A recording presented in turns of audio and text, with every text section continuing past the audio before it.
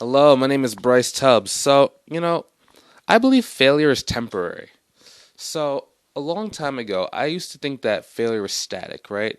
Um, like, like, like for example, you take a test, whether it's a CPA exam, whether it's a bar exam, and you don't pass, and then it's just like, okay, cool. So you either stop or you just have to go back to school. But it's just like that failure was just there, and you constantly have to think about it.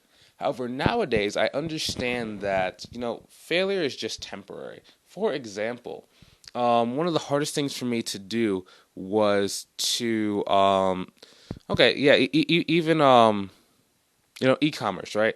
So a lot of different things. So first, your account gets shut down or your website gets hacked. Okay, that can be deemed by some as failure. That is an opportunity for some people to say, the universe or whatever does not want me to go about doing this, and therefore I'm going to stop and not try it.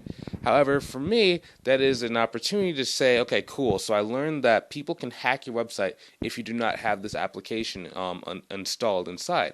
Next thing you know that, okay, your account got shut down, but here's how, if it gets shut down again, how you are going to be able to get it back and reinstated. Then another thing that you could do is, blah, blah, blah, blah, blah, blah, blah. And it allows me to go from from point A, we go to point B. Point B is the failure point. Then we go to C. C may be a failure point. Then D, and then E, and then F, all the way until we hit our goal or until we start moving forward towards our goal. Now, if you want to start to be able to actually hit your goal more consistently and you want to start, moving forward in the right direction, go join my group. There's going to be a link in the description either above or below the video. Have a great day. Talk to you soon and see you later.